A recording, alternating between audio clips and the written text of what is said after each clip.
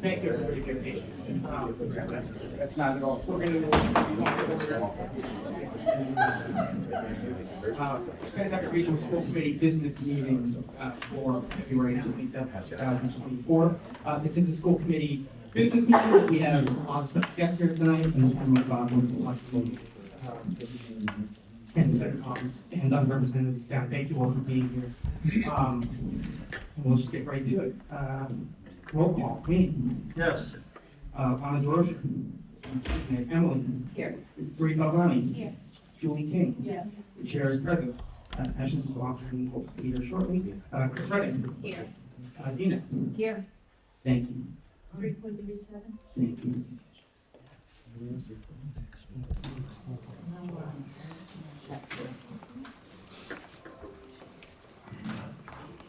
Motion on the consent agenda. Second. All those in favor?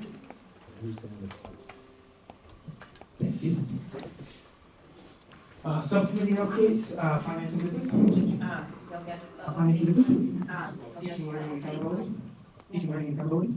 Policy. Policy. We have policies that are on business that everyone's supposed to read through and get back to me. We'll discuss, in the new business. Thank you. Thank you. Don't we have any concerns up for public comment? So that brings us to the superintendent and student rep updates. Thank you very much, Mr. Chairman. Unfortunately, our student rep is not able to be here tonight. It turns out, after a week of vacation, teachers are really solid about giving more science and tests and quizzes. So she said she's got a lot on her plate right now, so she's unable to be with us. But I did want to make mention of a few things that are going on in the school community. One is if you go to PRSD.org, and I'm going to go back just one spot here, you'll see there's this tab on the top that says tickets.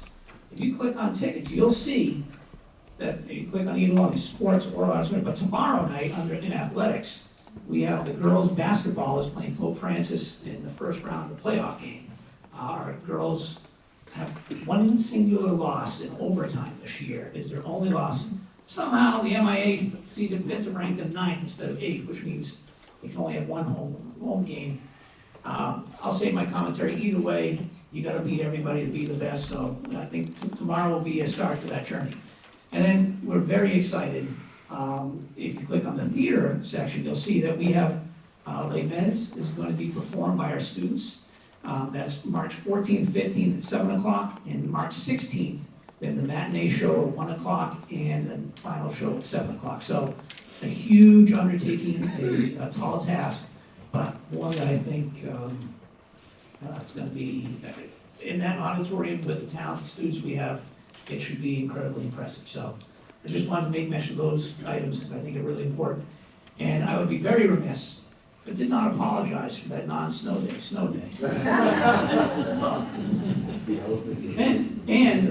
And just for what it's worth, this is why we never call the night before.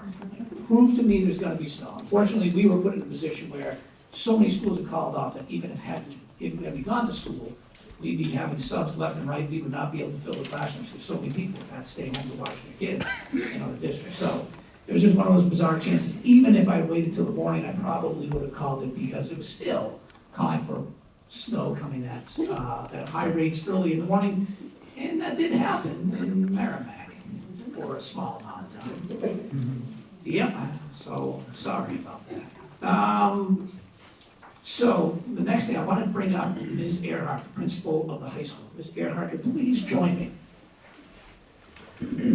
We have with us tonight two very special guests I just want to recognize. And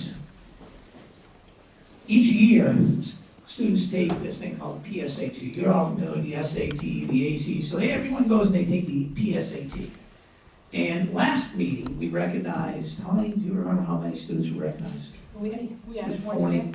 We had more today. We'll have to do that next time. We have 6 more today, but we just got word from. So we have 46 students who qualified for the John and Abigail Adams Scholarship, which gives students free tuition or hugely reduced tuition to any state college or university, which is awesome, just amazing.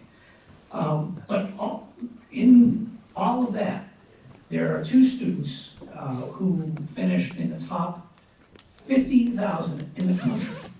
And we had 2 of those here at Pentucket, so I see them with us tonight. Do you want to go ahead? You can. Yeah, I'll just say something quickly. The best part for me is both of these students who are being recognized tonight were in my classroom in 6th grade at the Page School, and it's so exciting for me to see these kids flourish and do the amazing things that they're doing. So it's so fun for me to get to recognize them tonight. So congratulations, girls, yay. Okay. That sounds kind of self-serving. It absolutely is. And it's a testament to how good of a teacher Ms. Earhart was, right? Because it was all you. Sure. So first, we call Ashley, if you can come on, Ashley, if you can come on up.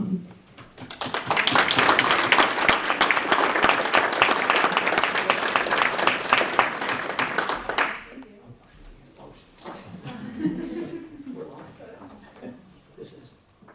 Thank you. This is yours. You can enjoy it. Oh, yeah, thank you.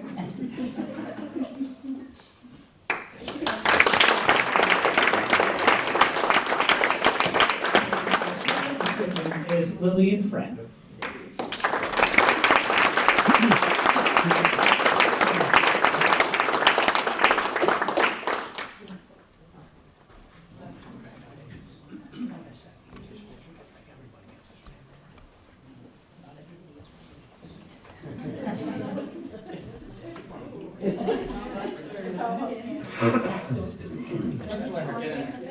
Congratulations.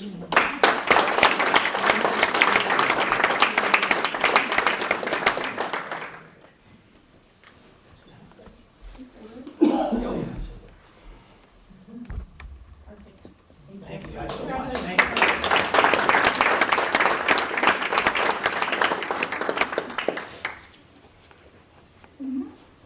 And Mr. Chairman, that concludes that section. Thank you. Congratulations, young ladies. And that moves us on to new business. Item A is policies, and I believe Dina is going to just quickly speak on that. The members already should have received in their packets. Yep, there were 4 new policies that we don't have, and that Mask had updated, so we kind of thought we should add them in to our policies. And one of them being EHB, data and records retention, EHAA, district security relating to technology, GBEE, personal use of technology, and ECAS, security camera policy. So if everyone can look those over, and then we can, if people can send us, we can talk about it right now, if people have looked at them, and then we can put them on the consent agenda the next time to approve. Yeah, let's make sure people have an opportunity to give them a thorough review, send questions to the policy subcommittee if you've got them, provide them feedback or comments. And then, we'll plan on including those in the consent agenda for our next business meeting. Does that make sense to everybody? Thank you. Item B, school trips. And that is Principal Earhart again, correct? Yes. Yeah, I think all of you received information in your packet, so I'll just open it up to questions if you have questions. I know there was a presentation about the GAP trip, but if there's anything in particular you have questions on, we have Mr. Peterson here tonight to answer questions about the GAP trip if you have any, or Brent's also here if you have any DECA or any of the questions for the robotics that are specific that weren't answered in the packets that you guys got. So just to be clear, any trip that's going to be out of state, outside 50 miles, we can go to New Hampshire, without the school committee approval, but out of state or overnight must be approved by the school committee. So that's why these 3 have come before you. German-American Partnership Program was a program that was approved more than a year ago, I believe. And this part of the German students came here, and now this is the opportunity for us, any students who are interested, to go to that partner school in Germany. I'll just say it was wildly successful. Having the kids here was fantastic in the fall, so it'll be a great treat for those kids to go to Germany. Anyway, any questions particularly, we're here to answer them. Go ahead, Chris. Just a quick question, how many students from Pentucket are traveling over? Total, I think, is 13, I believe. It's either 13 or 14. Yeah, is Yeah. it 14 now, maybe? We added one. We added one Okay, student. so Considering it's the first year back, that's Yeah. impressive. And Make it a little bigger. chaperones are, Mrs. Hackett, Linda Hackett, and myself. Awesome. Any other questions from the, go ahead. So I just also wanted to point out, like, the robotics. Last night was a gala and celebration for the robotics program. I don't know, I know Mr. Adams and Mr. Trotter were there. It was pretty amazing what these kids have been doing and the level that Mr. E has put together. And I know Mr. Conway's been a huge supporter of that. But this is gonna be their first competition. I know they're trying to raise money. Is it up on the website or anywhere, Mr. Conway? Yeah, I don't know that there is anything on the website now. Assume. Yeah. I know they're targeting, I think he said $15,000 is what they need to earn to make sure the kids and the robot can get down to the competition. But Well, one of them is in New Hampshire this next weekend. yes, Is fine, but then the other one's in Texas. Houston is the Yeah. other, is the next one, yes. It's nothing I could have ever fathomed when I was a student, ever. If we have a motion. Motion to approve? Second? Any additional questions or comments from the board? I'll just say, I think these opportunities are absolutely invaluable. And I know it takes a lot of work to put them together. It comes across my desk at my work fairly often, and I know it's not a small commitment, but so thank you all for making it possible. And with that, all those in favor? I agree with that. Thank you. And with that, we're at item C. And with that, we're at item C, which is the athletic club. Thank you. Thank you.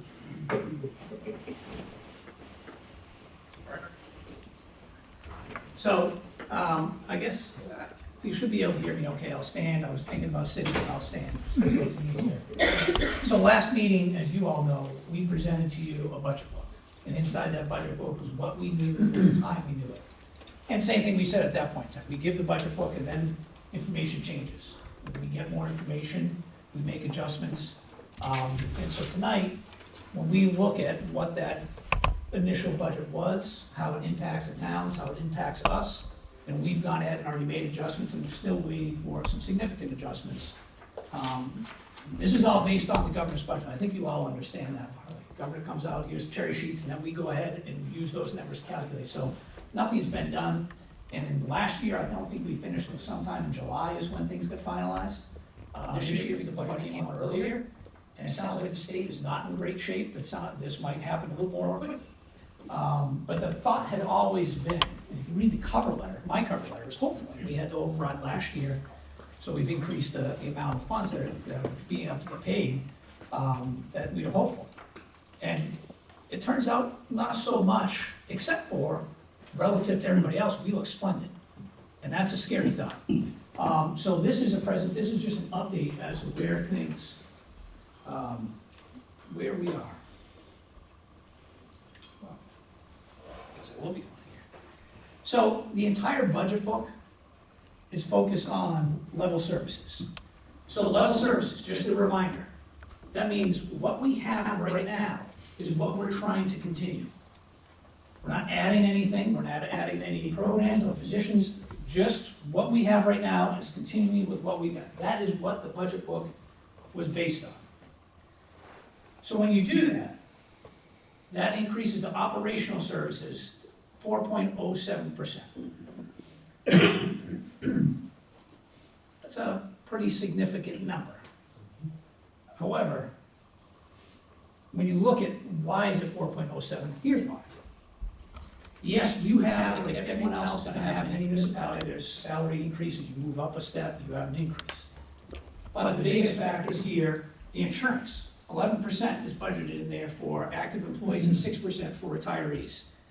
Last year, you remember OSD, we talked about, was 14.9%, just got dropped on us. This year, it's insurance. The problem is that OSD only impacted the school district, and the towns had to pay. This year, insurance impacts all of us, in GIC or otherwise. So 11% is a huge number, that's over $500,000. Regional transportation, if you've been here before, you've heard me say this before, regional transportation is supposed to be covered at 100%.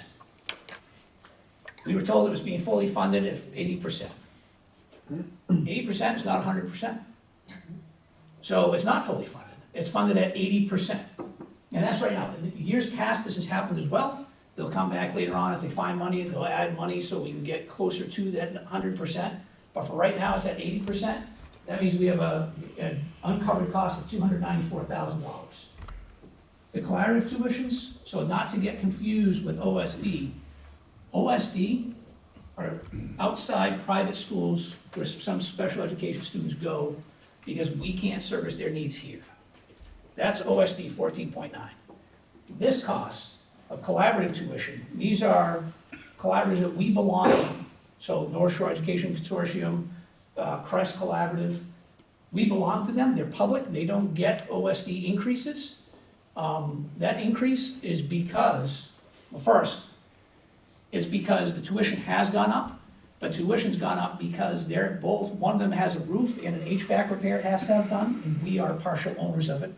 When I say partial owners, I think we're, Dr. Jarvis, maybe 5%. Somewhere on there. Yeah, we're about 5% owners of it. So it's HVAC, they have capital projects that they're having to get done, and the only way it gets done is through the member districts. So the bigger districts bear the brunt of that, and we have a smaller hit on that. But that's a $279,000 increase.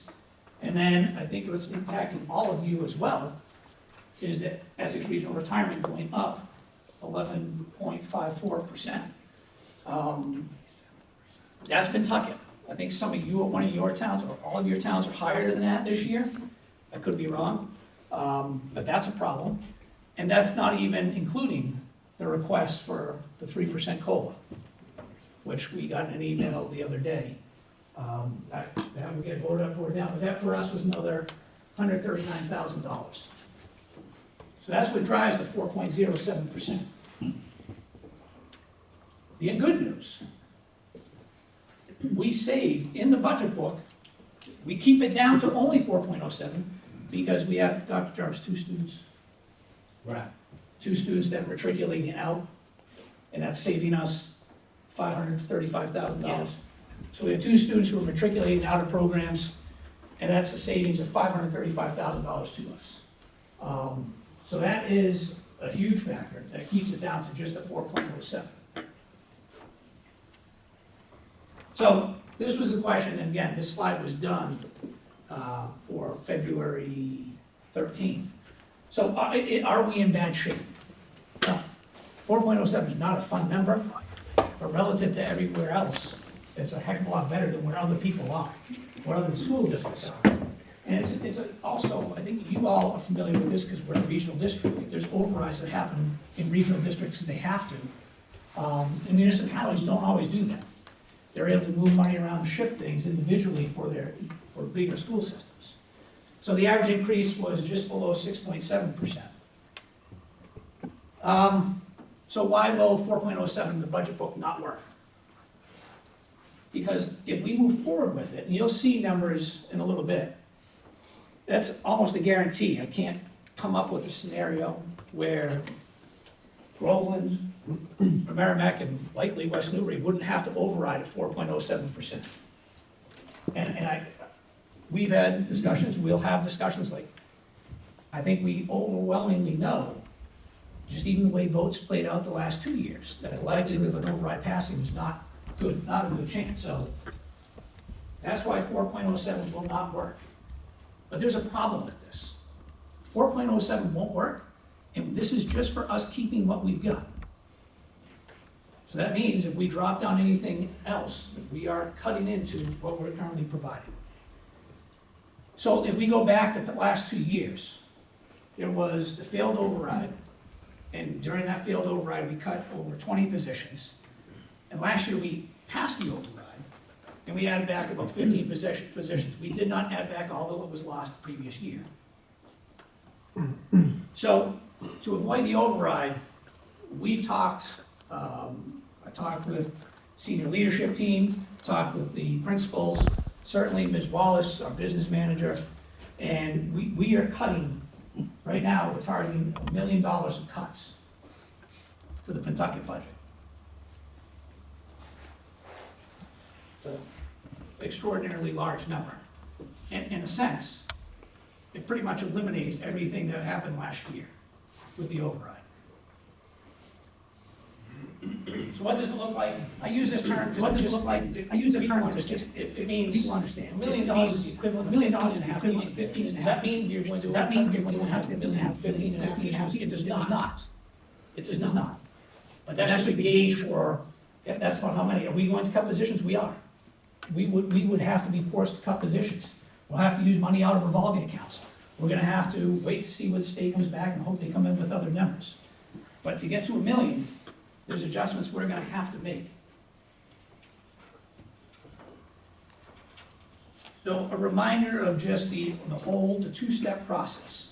That's what we're bound by. Unless the three towns came up with some other way that they wanted to fund the school, we are required to use a two-step method. So it's calculated after all the general fund revenues are deducted from the operating budget. So in this case, the $31,689,546 goes to the school. So you take that, when you look at that number, again, this is the first step. Minimum contributions. So I know we talked a lot last year about Chapter 70, the funding formula from the state.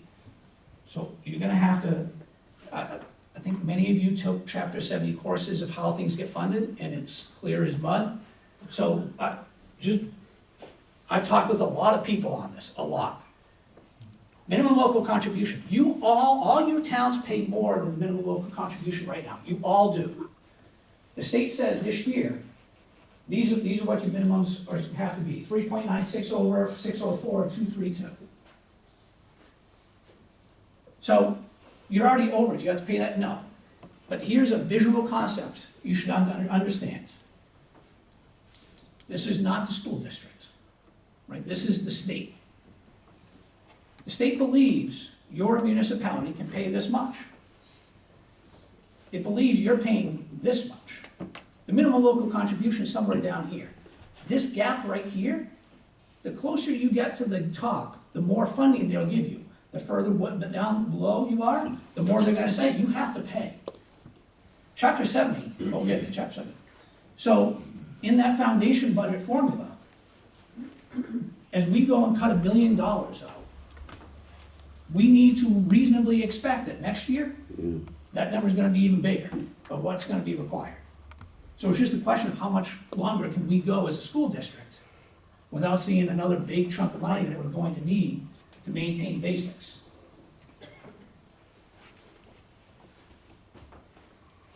And this is just if you don't keep up with the rate of minimum local contribution, then that's us. We'll fall further and further behind. The state's gonna say, you need to pump in more, you need to pump in more. We'll talk about the state's contribution, because they have made a contribution. The second step of the step, so the money that's left over, that $10,272,946, then it gets multiplied by the percentage of students that you have attending, and that gives you that amount on the right-hand side. So you add those two together from step one, add step two, and that's the total amount. So that's how the towns get assessed, in the two-step method. This slide, we're gonna spend some time on. And I apologize, it's a lot of information. This far left side is the budget book. This is what it was. So if we kept 4.07%, Groveland was 12.16, Merrimack 11.146, and West Newbury 8.34. That means from fiscal year 24 to fiscal year 25, Groveland was going to be have to come up with 869, Merrimack 970, and West Newbury 515. So we all understand why I said 4.07 will not work. Because I'm almost sure, I'm not 100% positive, but I think for Merrimack, that's higher than you were last year. Does anybody know? I think it's higher than where you were last year, so won't work. So when the school does, when we go and cut $1 million, so we reduce we reduce it by 321, 322, 299. This ends up being what the adjusted is after we make the $1 million in cuts. 479 to Groveland, 611 to Merrimack, and 265 to West Newbury. So still, a big number. So that's what we're having to figure out, that's what we have to have conversations about, like, okay, what do we do here? Okay, to get to, like, I don't know what was put in the budget, I think 3%, 2.5%, that's what was put in your budget, then we have to cut another $500,000, which means next year, which has huge impacts. So that's a decision with the school committee, gonna be comfortable cutting another $500,000. And if we do cut $500,000, next year, that number, the butcher's bill will be massive. And it's not a scare tactic, it's just the way the funding formula works. So there's decisions that certainly have to be made. A visual for you to try to understand this. So in the budget book, the original budget book, this is where the money was going to go. So it was essentially $2 million more. Maintaining what we currently have, that would be about 40.9% of it. The Essex Regional Retirement, 6.7% of it. Collaborative tuition increases, 13.5%. Unfunded regional transportation costs, 14.3%, and insurance costs, 24.5% increase. That's in the original number, which we've already said, I say, will not work. So when you cut the $1 million, this is what the new chart looks like. Important to read the top. This actually adds up to 114.7%. And it's not enough to pay off, so 114% is more than 100%, which means you don't even have enough to pay off the increases that exist, which is why you are going to start to have cuts. So just on the new deficits that have been placed upon us, or the new increases that have been placed upon us, you now have, oh, percentages aren't here. I know. Did you tell me that earlier? But you can see this, you can see insurance at this point takes up well over a third. You have unfunded regional transportation taking up about a quarter. You have about 35% in collaborative, and then the Essex Regional Retirement still is at 13.09%. So those amounts, we cannot cover. Having the cut the $1 million, we can't cover that. So when we cut back more, we still can't cover that. So it's just, it means more and more reductions. So how has the state helped? We got our Chapter 70 increase of $68,000, and that is a 0.5% increase in our Chapter 70 funds. One graph that I don't have up here, but I think it was widely shared. Chapter 70, everyone, I think it was 2/3 of all school districts this year were held harmless. Last year I think it was only 30% of school districts. So the threshold for held harmless increased. So more districts are only getting $30 per student extra from revenue for the state. Now, I could absolutely sit here and right now, based as the budget as it is now, state fairly, you gave us $68,000. I believe the Insurance Commission, Massachusetts controls the Insurance Commission, correct?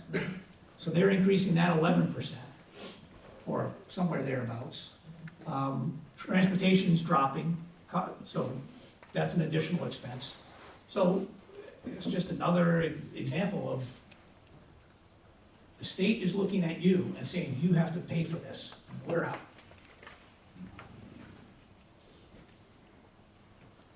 So after we cut the $1 million, that puts our percentage down to an increase of 2.09%. Now, any of your towns had an increase of just 2.09%, I'm assuming would be ecstatic. So we should be feeling good, all right, hey, we were eating $1 million, we're down to 2.09. I will tell you, there was a survey sent out to all superintendents asking questions of, you have to fill all this stuff, what district are you, what's your projected increase? Of the 65 responding districts, Pentucket has the third lowest increase at 2.09%. Some of the increases are mind-boggling. I think 12 of the districts are looking at overrides and others are contemplating them, but again, overrides are not a good way to measure it because some municipalities, one of our neighboring communities, for example, has never had an override for education. They don't need to. Like if there's a huge increase, they move things around and they make it happen, but that's not how regional districts work. So it's 2.09%. $500,000, sorry, oops. $500,000 is a percent. So I guess it's a fair question. Is it unreasonable to sit here and say, hey, we're cutting $1 million, now we're asking for 2.09%? Does it put your towns in a bad position? Yes. I hope we all understand. The school district is trying not to put you in a bad position. We're trying to make it as manageable as possible, but we're doing that by taking hits to ourselves, and ourselves are not the adults sitting here. Ourselves are going to be the people that are sitting in the seats. So, you know, we have a triage list of what we have to do in worst case scenarios. And at the end of the day, like I've told the school committee in the past, their job is to come up with a number. I'll give them a number, I'll tell them that we can make this work, and what actually happens to make that work is my burden. That's the part of the job that stinks for me, but it's what you have to do. So that's where we are right now. We do need to pick a date to vote a budget number. Just a reminder, there is, if you go, I'll go back on, but if anybody's looking for the budget book, you go to PRSD.org, and on our school committee, there's budget information. And the virtual budget book will load and pop up, and you can click on all the tabs and go to all the places you need to go. It's just PRSD.org, go under school committee, and it's budget information. So happy to, or do we want to end the presentation and open? So yeah, if it's okay with you, what I think we'll do is I'll kick it over to the school committee. Sure. For any questions they have, or obviously this presentation from you for the first time. We can briefly discuss a potential vote date, and then if we adjourn and move into the hearing, we can then open it up to anybody else. Sure. Any questions from anybody who's here, that's okay. So first from the committee, any questions for Dr. B, questions or comments? So then let's quickly discuss, if we want to figure out really quickly what the potential, we'll talk about and look at your budget books and think about this and talk about it with folks in town and whatnot, but we need obviously 2 out of 3 members at least from each member community at the meeting, so we need to find a date. We were originally looking at either the 5th or the 12th, but we're not wed to those if it doesn't work. I'm sure figure something out. Let's start here. How's everybody feel about the 5th, Tuesday the 5th? How many no's do I have in there? All right, the 5th is out. And is the 5th also, as I recall, that is That's also an election. an election. Yeah, which is why we're remember. Do we not want to wait for the 12th? Do we want to do something really wacky and not do it to a Tuesday? And see how we feel about the 6th or 7th or something? Go ahead, Chris. If we wait till the 12th, is that a problem getting the numbers to the towns? Rebecca, Angus, like, It's not a problem. you need the numbers before March 15th, is that? Yeah. As long as we have them before, by March 15th, you're okay. That's our hard out. All right, this is how it's 12th. All right, I don't think we need to vote on that. Thank you, everybody. Looks like it.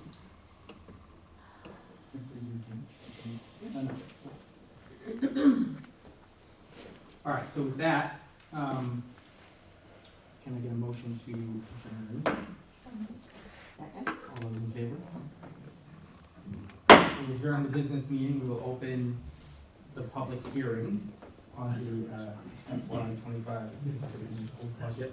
Our first ask is anybody from the public who has any questions or comments. There you go. I don't know if I need it, but. Hello, my name is Nicole Hawes. I am the mother of 2 students at the Bagnell. I have spoken at school committee meetings in the past to advocate for the teachers as they were negotiating their contract. And as recently as last year, when we were discussing the override, in addition to being the parent of 2 children, I'm also a high school teacher. This is my 21st year in the classroom, so I do have that added benefit of being in a classroom as well as being the parent of students. Something that I would like to say as I look at the budget presentation, and I have spent quite a bit of time going through the budget book as well, I have a very grave concern about the state of education in general. I have a very grave concern about the available resources for the students. Now, I can't speak to the other schools, middle school, high school, but I will tell you that at the Bagnell, we are in crisis mode right now. We do not have the resources, we do not have the staffing, we do not have the personnel to support our students and our children in a way that guarantees their academic success, or more importantly, at least to me, the social emotional success of these students. We have on paper 2 counselors in the building, one of whom is with the therapeutic program and those students, and that leaves our 1 counselor to be responsible for the needs of 415, I believe is the number of students. That is unmanageable. It is far beyond what any person can do. I begged her to please not leave because my children will fall apart without her. However, I acknowledge she must leave exhausted every day and feeling as though she's not doing enough. I think that we see a decrease in spending when we look at students coming back into the district. My fear is that we're going to see that number jump pretty significantly because these students are not finding success in the classrooms. The teachers and the paraprofessionals are pushed far beyond what they can manage as well. I'm not sure what the answer is. Thankfully, I'm not in the position where I have to determine a budget and to figure what is cut and what stays. But I will say that we need an increase in student-facing positions. We need an increase in support personnel. We need to have a very strong and firm plan in place to address the needs of our students while also supporting the educators that take such good care of them because they are burnt out, they are exhausted, they will not stay here, and our kids need all of them. Without them, my children wouldn't be nearly as successful as they have been. So I urge you to figure out something that takes money away from these non-student facing positions and really invest in our students and our educators. Thank you.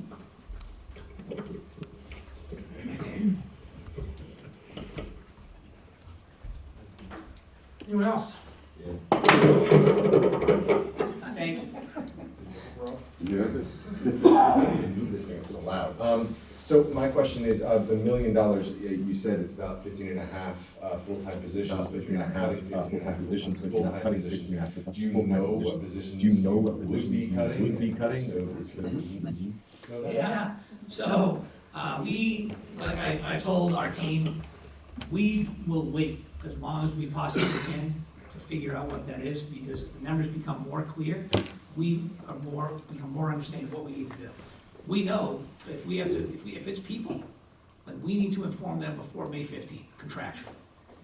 So that's the latest possible date we can tell them. Optimally, in years past, and I don't think many of you would know this, but as our enrollment had been declining, so when I talk about that gap from what the state says you should be paying and what we're actually paying, and different communities it's a different gap, but when I talk about that gap, in years past, in order to avoid the override, we knew our enrollment was declining, and this precedes me, but even when I got here, same thing. So what you would just do is, teachers are retiring, you just don't fill the position. Now, this year, we have, if you look at the elementary classrooms, there is no taking away elementary teachers from most of our elementary teachers. There's only 2 or 3, because sometimes in Bagnell, there's 2 classes, classes of 4, grades of 4 teachers. So when you take away one, those numbers jump exponentially. And we have a lot of retirees, so that's kind of also a remarkable thing that keeps those numbers down. We have a lot of retirees this year of people who have been with us for over 30 years. So there's savings there. When you bring in a new teacher, they're significant, and that also keeps the number down. But do I come up with a list? Do I tell the school committee, hey, this is what we're gonna do? I do not. I say, this is our target of what we're likely going to do. I guess my question was, is it more focused on the 15 positions that were added the previous fiscal year? No, it's not. So, it is not. That's a good question. So you're absolutely right. So we added 15 positions last year. We take away the same 15? No. We are not. It's a combination. The school committee has to feel okay about when we go into a revolving account, are they okay using those funds? Knowing that if we have a situation that arises at the middle high school, or students move into the district that are gonna require over $500,000 for an outplacement, and then we're putting ourselves in jeopardy. All those things could happen. So it's just figuring out what that level of comfort is to increase that. And then for the positions, sure, if we can just go with retirees, that's great. It wouldn't be possible this year because almost all the retirees are from elementary.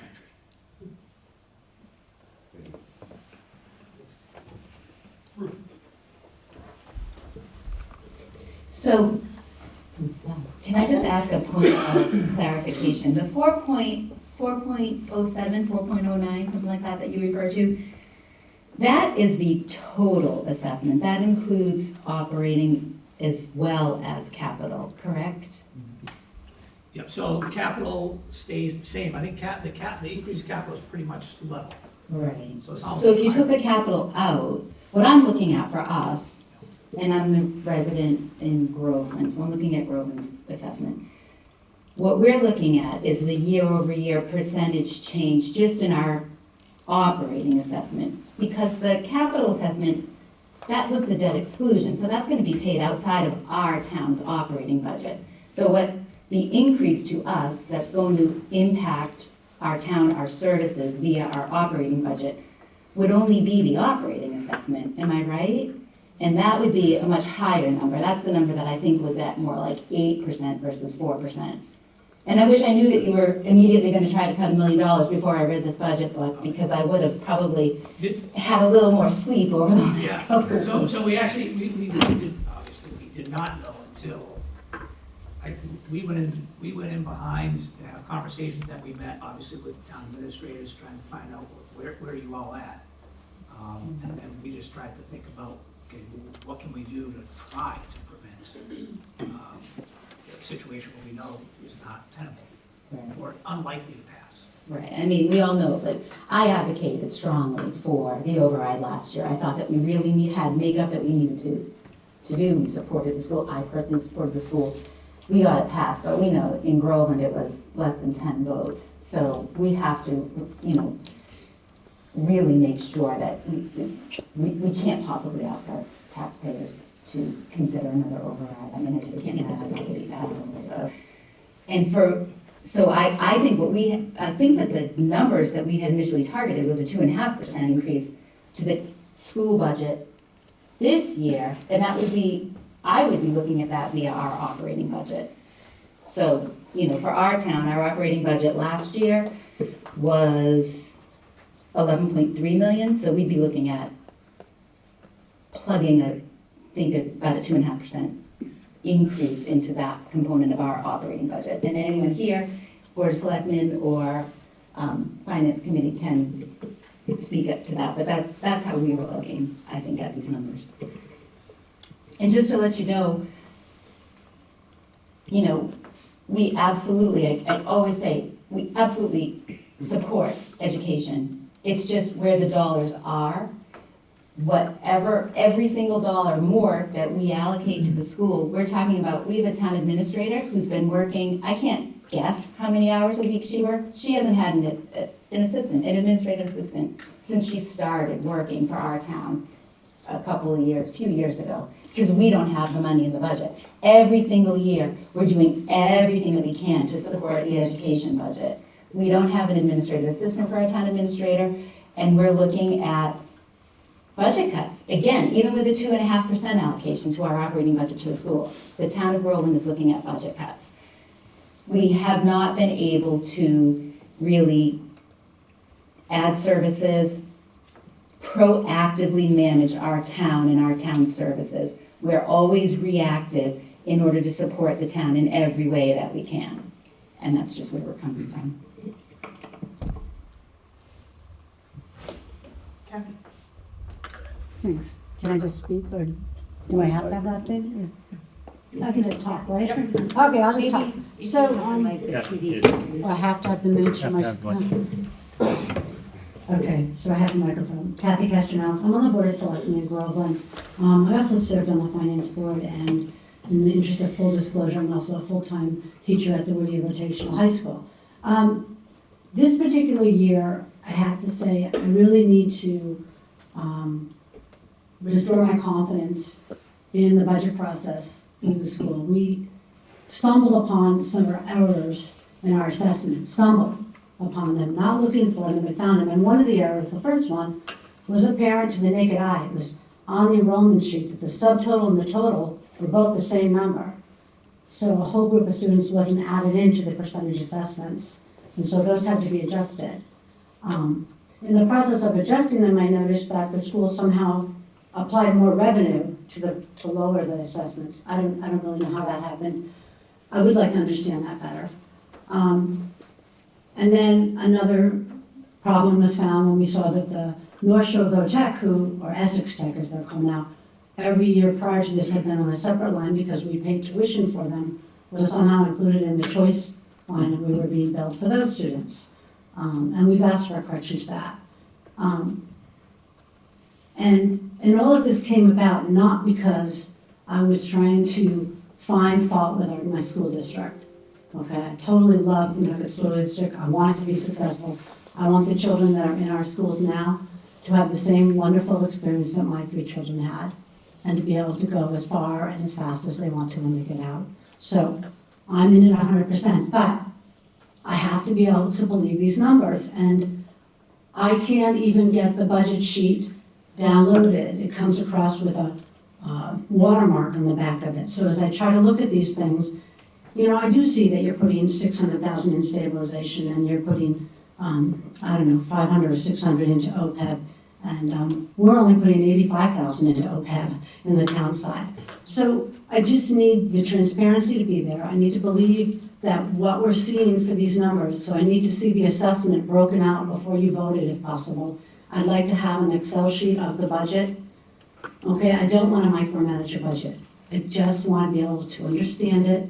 And so when someone asks me, how much do they need and what are they doing, I can say, yes, I know, I saw it, it adds up. And this is our fair share and we're going to pay it. I want to be able to say that. And in order to say that, I need to see the calculations and I need to see that spreadsheet. And I'm just asking you please to get that to us as soon as possible, because I know you've got a big budget and I know you have problems too. So do we. So on the town side, what I'm pledging to you is we are doing everything we can in Groveland to be proactive. So one of the things we're looking at is a piece of land, having it developed, bringing in some small retail, some housing to bring in more revenue. We're looking at that. Our trash contract, we're looking at going to pay as you throw to take the cost of it out of the budget, that awful over 2.5% increase, and put it in the hands of our people in our town so they can pay what they want. But also to give our budget the money it needs to fund our schools and our council on aging and our library. Because right now, this year, sadly, it's so sad. We're looking at cutting just about every service in our town. And that's just a balance. It's not even to give you everything you need, you know, so I feel your pain, I do. And we do struggle on the town side, and we talk about the school budget, we talk about the town budget. So if you have ideas or things you want us to look at, I'm wide open to that. But I'm sharing with you tonight what I need to see myself as a selectman to be able to look at my townspeople and say, this is the assessment, this is our fair share, and we're we're gonna fund it by doing this, this, and this, because we are gonna have to cut to fund the assessment this year, we're pretty sure of that. At least that's what I'm hearing, okay? So I wanted to be open with you, I like to be real wide open, I hate that I'm being very blunt and maybe a little bit harsh, but I just need to see this information as quickly as possible, okay, so that we can kind of all arrive at the town meeting on the same page. And thank you for listening. Sure, just quickly, I would say, like, Ray Brecht's not here anymore, right, as Suzanne Paul says, but the rules haven't changed. Like, if someone has a question, you can absolutely go call Suzanne, go sit down with Suzanne. She's happy to go through that with you, and I know Kathy, you had sent an email, I was away, but as soon as I got it, I sent it to her, and I believe she responded with the information you requested. So you should be able to take a look at that, but again, it's, just because it's a different person doesn't mean our approach is different. Suzanne's more than happy to, if you want to go in, sit down, talk to her, ask questions, she'll do that. Always happy.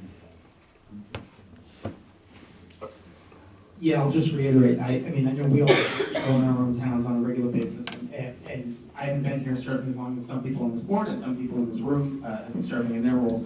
I'm not aware of anybody ever having said that anybody in the school district office didn't give me what I needed when I had a question about the budget. So I'll just reiterate on behalf of them, I don't want to make promises they have to keep, but they will return your calls. They will provide you with anything you need. If anybody can find something that they think in Dr. B's numbers was inaccurate tonight, by all means, you know for a fact he would love to hear it. Good or bad, he's always been extremely open with all of us. He tries very hard to stay ahead of the curve so that there are as few surprises as possible. Unfortunately, that's not always available. And yeah, I think actually the last one you can hit on is the hardest, but I think it sounds like there are cuts coming for lots of people and lots of places across the board. We're starting tonight with us with $1 million worth of them, and it hurts. We're gonna hear from it. We're gonna hear about it, especially I think in certain areas from certain people where those cuts end up landing. But yeah, that's unfortunately definitely looking like the reality for you, for Merrimack, certainly. So. Anybody else want to jump in the conversation? Marcia, go ahead. Can you hear me? I can watch my phone. I just want to say, I'm Marcia Zozak, thank you, Town of Merrimack FinCom. We all feel the same pain. School budget represents a very high percentage of our available funds, and there are many pressures from other things that are not discretionary for us either. Where we cannot cut. We also have to look at the safety issues in the town, police, fire, et cetera, and the infrastructure problems. So it's a real conundrum. It really is. Because we want to support everybody, we're not in any way criticizing the schools. What's really difficult is the fact that the school budget is so large. And I often look at it and I don't know the right questions to ask. And I think maybe I could reach out more than I have to talk with you guys and find out more about the process. But it would be very interesting to know how you're able to make the cuts as we go forward. I understand the attrition may help with it, with teachers retiring, new teachers coming in at a lower level, et cetera. But what I'm hearing all around, not just from you, but from other towns, is the fact that staffing in schools is at the bare minimum. And that particularly in the support areas, as someone was describing, that you don't have the support for the individual students. All I'm trying to say is it's very complex, we're all struggling with the issues. We want to be very supportive of the schools, but we also have other issues that we have to address too, so it's very difficult. Thank you. Yeah, appreciate that, Margaret. I think what you said is a conundrum. This is a conundrum for all of us. All of the insurance cost increase hits all of us really hard. And there are, like we talked about regional transportation and collaborative increases. Those things you don't deal with, but then you'll have exactly what's public safety or all those, any other mandates that come from the state. Hey, if you buy an MBTA line, well, then that's gonna cost you potentially big money down the road. So there's all those factors that come into play. But it is a conundrum now, and the cutting of these issues, it's never good. Like it's almost impossible to do it just on retirees, So we did this several years ago, 2 years ago? 2 years ago, and I think 4 or 5 years ago, we sent letters out saying, we're sorry, there's a reduction in force. Just the way that goes. Can I ask one other Go question? ahead. So when you talk about going back to the drawing board, what are some of the things that you can talk about? Does it make any sense to revisit school choice? Why is it a moneymaker for other districts and not for our district? Other districts all use it, so is that something to consider? And the other thing, I know the support staff, I'm not saying it's not needed, it's absolutely needed, but it also, one thing that I keep considering is all these ESSER funds, those were meant to be aid. Those were, was it state or federal aid that came through? When those positions all got made permanent, that ends up being funded by the towns. So I have a hard time resonating is it seems like our town is now almost being penalized to maintain what was initially federal aid. And that's become, I think, one aspect where it's been hard to maintain the budget. So those are the two questions that resonate with me. So with the ESSER positions, we only had a total of 3 positions that we funded through ESSER. One last year was flipped over, that was elementary curriculum instruction focused on literacy. We used outside, so when we talk about specialized support, we didn't go out and hire, a lot of places did, we didn't go out and hire a bunch of specialists to help support students in buildings. Where we used the money were outside companies or something like that we would contract with to come and provide those services. But once ESSER's gone, those services were gone. Greg and I were very careful not to fund positions that way. This year, the remaining 2 positions are up, if those don't make, those don't make. So when we go to cut the $1 million, that's one of the questions. Are those positions gonna make or not make? And if they do make, then it's something else that has to go. So the school choice question, how is it a moneymaker for others? So I had a great conversation. Linfield they've actually been in the MECO program for a long time now. MECO is, I understand MECO, Kentucky's not eligible because it's outside the radius. But they've been in MECO, and they'll be the first to tell you that MECO costs them money. It's not a money maker for them.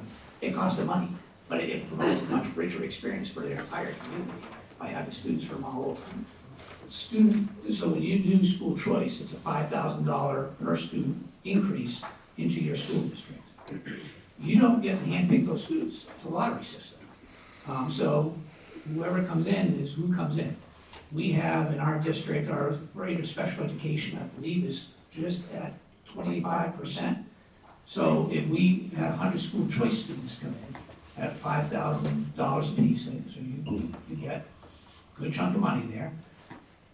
But 25% of them, or 25 students, are going to require special education services, and the level of special education services they require might be intensive, which means you're going to be needing to hire more people, which will wipe out those funds. I don't know that there's any districts that show success, or when I say this, I don't know if the district is having success when they do the lottery system. I don't know how much of a lottery system that would be.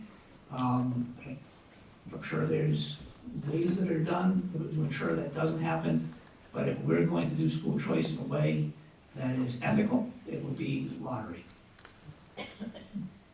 And also, just also on that, we also have to be super cognizant of, okay, at our elementary schools, we've done those enrollment, I have those, every year we update those charts. In April, we do what seats are available. There are next to no seats available in most of our elementary schools. So if we add choice students there, you're adding using the teacher. So you can't add choice at the high school level only, it has to be the Absolutely. entire district? Yeah, absolutely.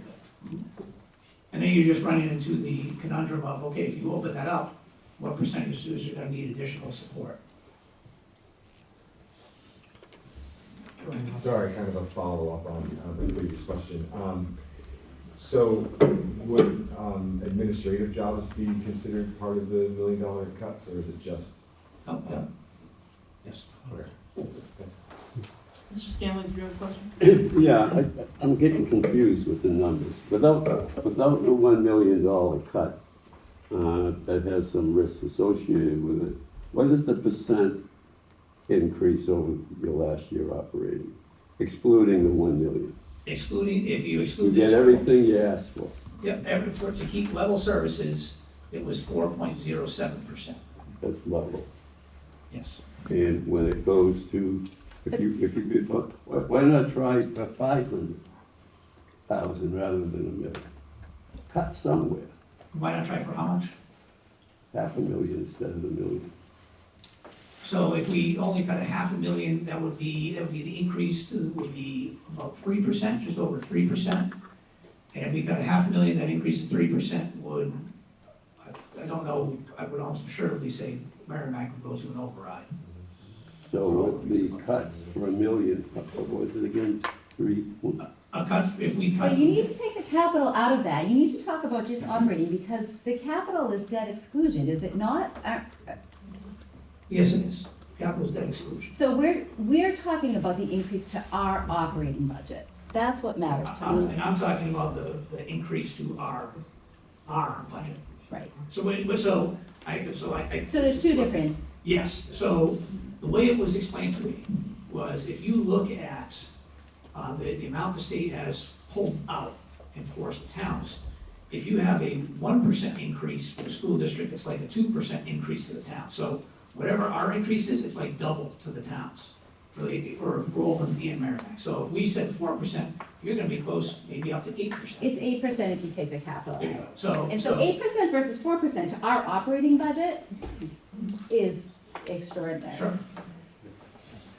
And that's And the where, $1 million, If you put the $1 million back in, that is an put the $1 million back in, that is an Our 8% budget, it's not our operating budget, not 4%. to yours, but not your West, not to West. No, Newbury. no, it's like $4 million. So when you cut the million, it takes us to 2%. Can we borrow Means some? about 4%. Yeah, I don't know, so from the municipality standpoint, I don't know how that impacts, it's on sheets of paper.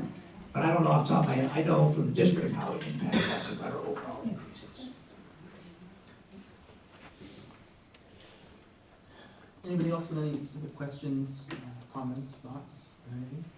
Go ahead. Just a last thought, is there any, point to the 3 towns just trying to get together with, the business manager and not in this huge forum, try and just talk about this operating increase and where we're at on it before you vote on it? Yeah, we actually met today. Yeah, I think our intent, we're meeting again next Thursday. We were hoping to meet before. Who's we? So the town administrators and business manager and myself. Okay, so We meet monthly. are we going to see the calculation for that assessment that you just talked about tonight? Can you give us that calculation all broken out into the pieces Yes. before that? Of course. Thank you. Yeah. Go ahead, Ross, and then we'll go to Chris. Yeah, I'm still very new to all of this. I did see last year's meeting, and so this is my second. But I just want to say that I think that what Ruth said resonated with me, because I think her point is right, which is what is the way out? You know, last year we spent a bunch of money that it seemed like we couldn't afford, right? Because a year later, here we are giving back a bunch of it. And so we're trying to solve the problem for right now, but we're not talking about next year and, you know, the years after that. I'm sure you guys are thinking about that, you know, obviously. But I just think it begs the question, you know, what is the way out? You know, we have this big, beautiful asset now. How do we, you know, leverage that asset? So maybe some creative thinking, you know, revisiting ideas is something that we need to put more time into. Yeah, so I'll just, two thoughts on that. One, like last year, this year, Yep. all of us impacted by the insurance. Mhm. So once we get past this, the question is who's coming with their hand out next year? Well, what state agency is gonna come out and say, hey, we need more money from you beyond the 2.5%? And that's what we won't know until the winter. So But when I we agree. asked for all that money last year, what Yeah. did we carry as an assumption for increases for this year? We have to wait for the governor's budget to come out before we know. But you don't have, you know, We what I don't. mean? It's like, Yeah, oh, sorry, we carry 5%. 5% is what we carry for an assumption on insurance. Yeah, there's numbers, is that right? 5% is what we carry for insurance, retirement, probably somewhere similar. 3 to 5%. And usually, so, in all my years with Greg, he was super conservative, but even if you're conservative, something drops to 14.9 or 11. but, you know, like, I think you just said that, you know, what's next year, right? Right. So we're gonna cut 15 positions this year, and then we could be sitting here a year from now saying, oh, this went up this time, what are we gonna do now? Yeah. I guess that's probably just a cycle, right? But, Yeah. but it seems like there's no way out right now. So I think the way, how ultimately, is there a way out that we can make a way out? I don't think so. You mentioned leveraging this building. Sure. I think that there's some potential there. I know that Mr. Seymour's running, or he's helping oversee, big notices went out. That Pawtucket is running in the summer. They're running enhancement opportunities for students, for athletics, for theater, for robotics, for videography, and they're also, Mr. Seymour, I'm looking down at you right now. Yeah. They're also offering, we're gonna be some adult education stuff as well for this potential. Yeah, we are starting to roll that stuff out. You know, if you haven't seen it, it's on the website, so if you're curious about it, but we're running a whole bunch of summer clinics in athletics, visual arts, robotics, and all kinds of different things. We have some adult ed stuff that's gonna be coming out hopefully later this week. So we are, you know, now in a position to start looking at how can the district create some revenue streams. And so we'll see where that goes. And that's exactly right. So if we can do that, we can start offsetting money that would normally go to all of you and say, hey, we need money for facilities. We can take that money, put it into a revolving account to pay for those facility things instead of having to come and put it included in the budget. Particularly when we start talking about things 10, 15 years down the road, the long-term view, or even things that are in the short term. But when you start having to replace turf 15 years from now, or like, it should be taken care of. It shouldn't be an issue for the communities. But, you know, this is our first year of it going into it. And I think it's not just during the summer. There's things throughout the year that Mr. Seymour's been working on to try to use this asset to benefit us fiscally. Prisoner? So the thing that I think everybody needs to understand, and I think it needs to go all the way out to the taxpayers, is that gap that Dr. B was talking about. Every year that we cut at the school level, the state comes back and says, the towns need to put more money in. So we get $60,000 this year as an increase from the state. With our teacher contracts, which we had a good contract negotiation last time, we're looking at one in the next few years. I agree, teachers deserve so much more money, but then that means we're paying it. So either we have to cut teachers or we have to ask for more money. So I think what people have to really understand is that gap is gonna get bigger and bigger and bigger. You were saying, where's the end? There is no end. If we keep getting, what did we get, 68,000 last year, 60,000 this year, because the state formula says our towns are not putting enough money into our school system. So until that happens, how does that happen? Override, override, override. That's not gonna happen. So in a way, we're in this broken cycle because that's the way the state formula is working. You know, originally we went into a regional agreement way back when because the state said, we're gonna give you more money for that.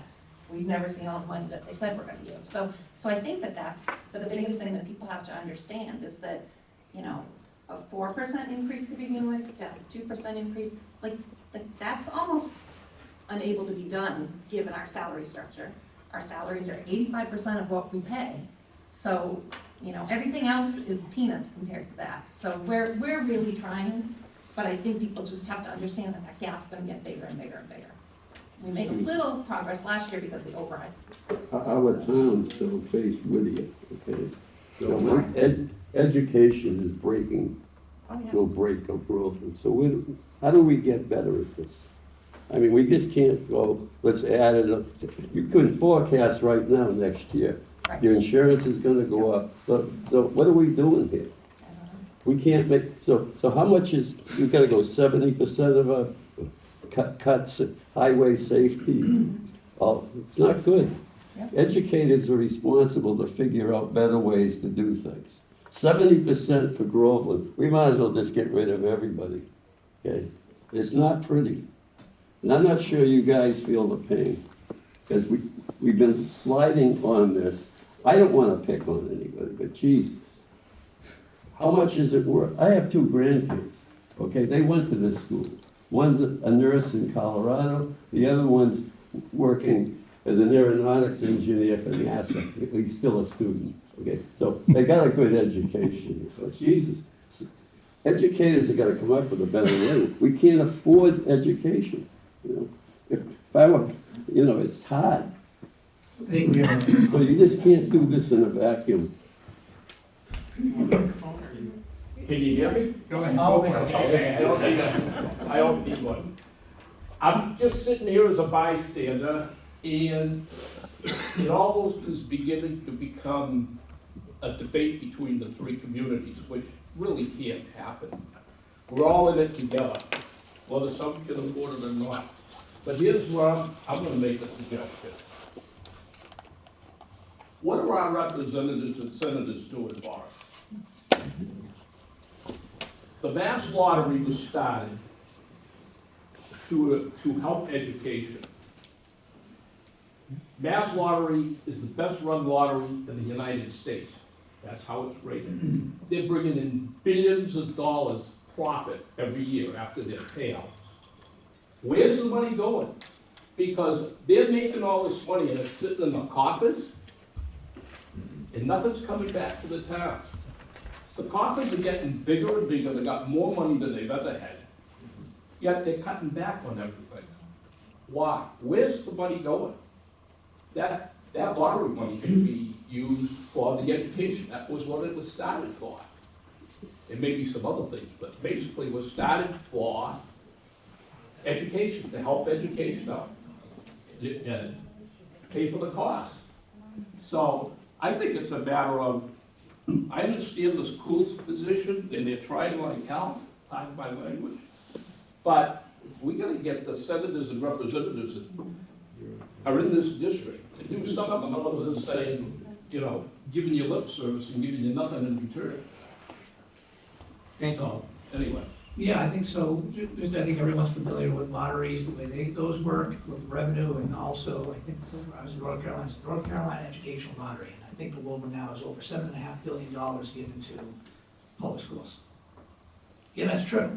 $7.5 billion has gone to public schools. I know I've said this last year, this is the way this works. $7.5 billion goes to the public schools. But then those municipalities that are receiving the funds, because it's not a regional district, in our case, we would get it directly, but in most places it's not.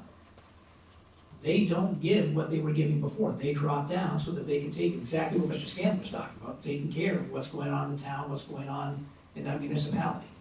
So our version of it, you have the lottery, we also have the Student Opportunity Act, which all legislators got back behind, supported, and we see $58,000 in Student Opportunity Act. And other places see millions and millions of dollars.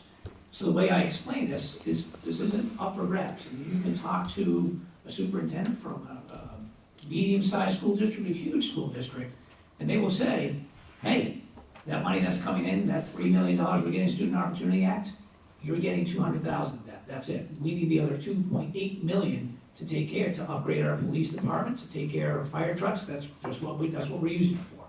So if that budget was, if they were at $60 million for a budget, and they were getting 3 million, they're not gonna be at 63 million, and 66, and 69, and 72.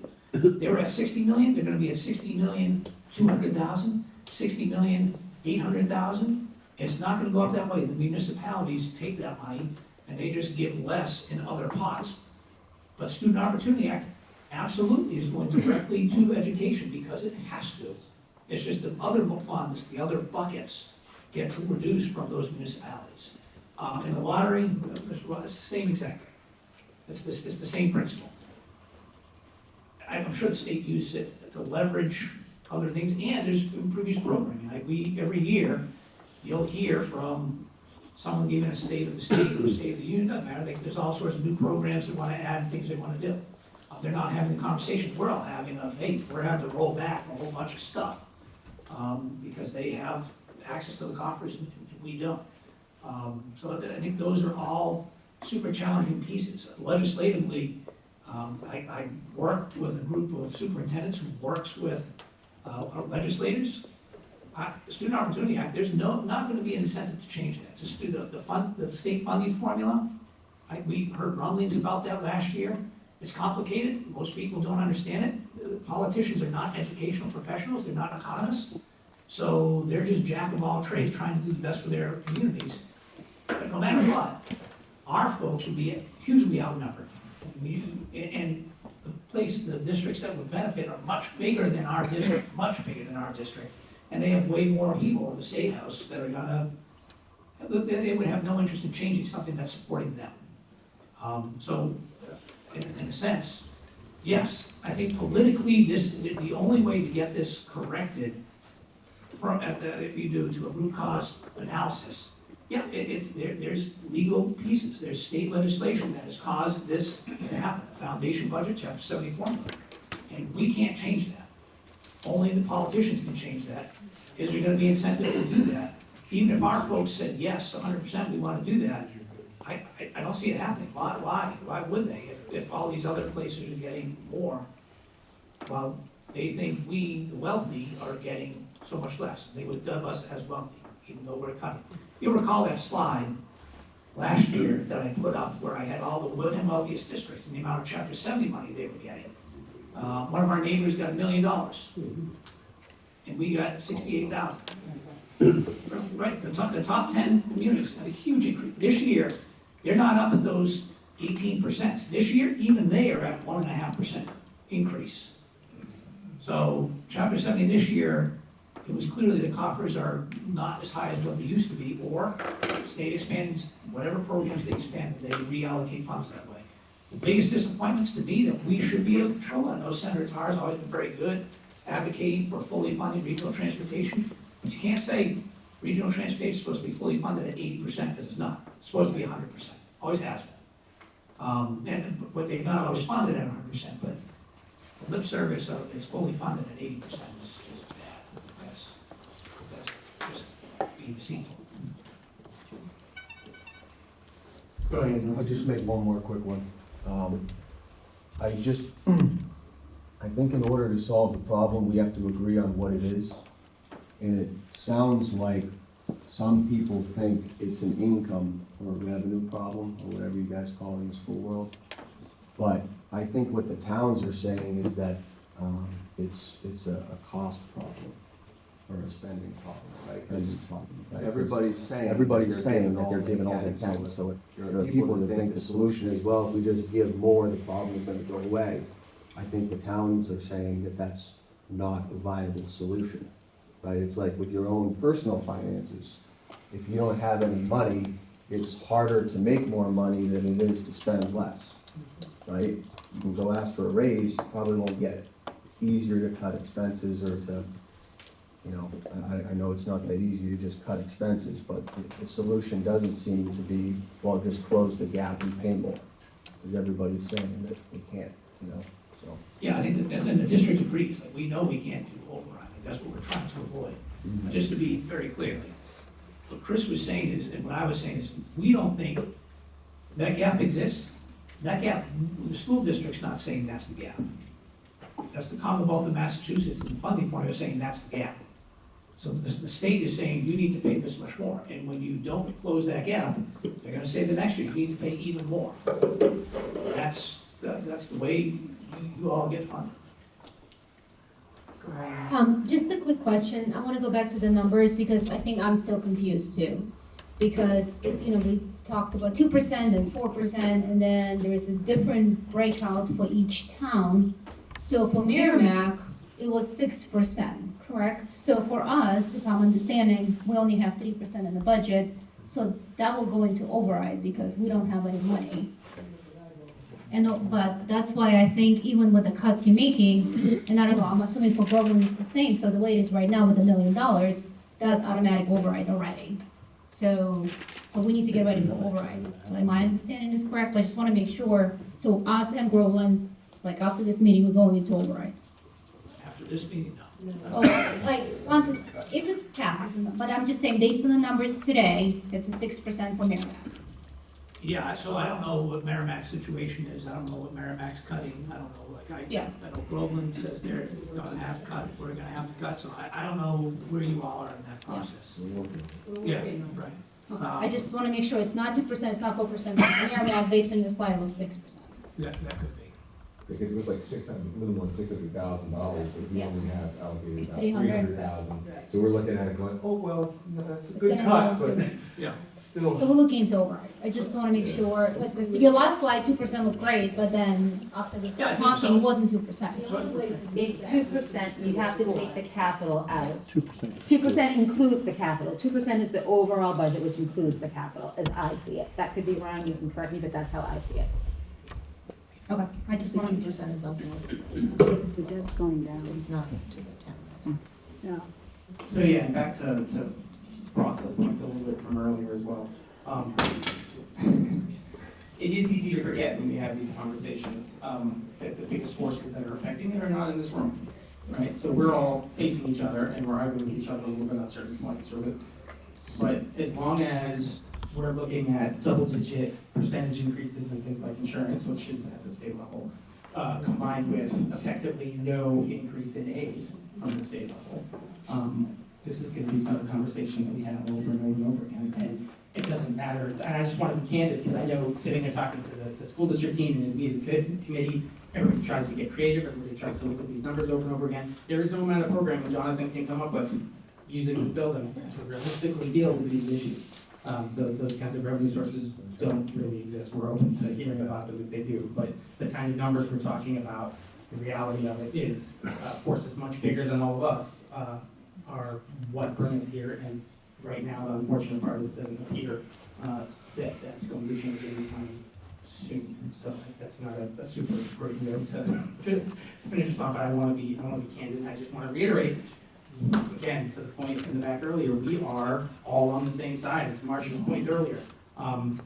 Marcia, yeah, you absolutely, we understand the pressures you guys are facing as a town. I'm a Merrimack resident. We're incredibly lucky to have a superintendent who also lives in the community that we all live here. We do not want to see you guys doing things that are going to make it harder to live in our town. That's not what we want either. And we know that you do not want us doing things that are going to reduce the effectiveness of schools and their outcomes for kids. That affects obviously not just in terms of outcomes for kids, but in terms of the impacts on towns, right? And livability and other impacts for revenue, things like that. So we're, we absolutely, I know the members that I talk to on a regular basis, we factor those things into our conversations because we live next door to all of you, and that's a small town. And those impacts are felt by all of us, and again, including the administration of the district. Did I miss a hand? Go ahead, yeah. So, I just trying to sort it out and make sure I've gotten it straight, and I think I kind of did. All of our towns are mandated to pay a minimum, and we all pay over the minimum. And what Dr. V is talking about is the fact that the state also looks at our assessed property values and says, but gee, you guys could afford more when they're doing their Chapter 70 stuff, right? Is that what you're talking about? Because we're already paying over the minimum. I think you have to look at the foundation, but yes. Yes, okay. It's all cooked into the Okay, foundation. but also, the other, there's a lot of moving parts. The other part is our enrollment is going down, and when that happens, there's this held harmless thing. So that basically tells you that you're not gonna get much more Chapter 70 year after year. So if you were gonna forecast your Chapter 70, you could right now, pretty much. Oh, yeah, absolutely, $30. You could say, yeah, so you could forecast that revenue for the next 5 years and probably be correct, unfortunately, because of the enrollment issue in the district. So this isn't going away this year. And so we really need to kind of all get on the same page this year. I mean, I think there are things definitely that each side can look at, to bring in more revenue, what's on the town side, you're doing on the school side. But then the other side of it is everybody wants to have their reserves, I know you do too, and you had a fairly strong policy on reserves. And I see in this budget, it looks like you're still putting significant amount in stabilization in this budget and in the OPEB, and maybe somewhere else that I'm not aware of, because again, I'm not trying to micromanage your budget. But I am asking the school committee members, when you look for ways to reduce this year that maybe can be sustained, please look at those avenues too, because yes, you need to have reserves. Yes, I understand that, but you're not running a whole town like we are. You know what I mean? You don't have roads and all that. So maybe that's an area where you could soften what's going to have to happen this year. I mean, it's going to have to happen. I think there's no way around this. To put this out on an override is putting a huge risk that it's not going to pass. And my last and final question is, if for any reason there were an impact on the Bagnell that our town was not happy with, are we allowed to fund a position in the Bagnell school if we wanted to, through the town? I believe that answer is no, it has to be funded through the operational budget. We've had that periodically, I guess. I know it's come up before, I just wanted to know up front because I heard the residents speak about the staffing at Bagnell being a concern already. So if, no, that is not permitted. We went down that road, we would start to see some communities start finding out all sorts of positions. Okay. And other communities being like, that's not fair. Okay, thank you. Yeah, I don't have the numbers on the top of my head, Kathy. I know that we have, I believe it was 2 years ago, we did obviously dip into some of those funds that you were talking about. It is something that we look at and discuss. And like to Dr. B's point, one of the realities of education is that anybody can move into your town at any point. Especially with special education, you really have to be prepared for a potential. Again, 2 students this year leaving the district saved us over $500,000, and that can go the other way quite quickly as well.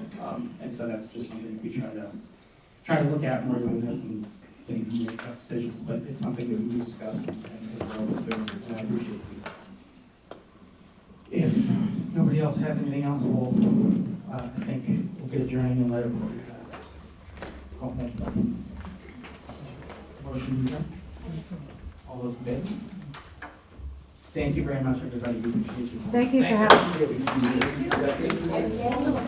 me.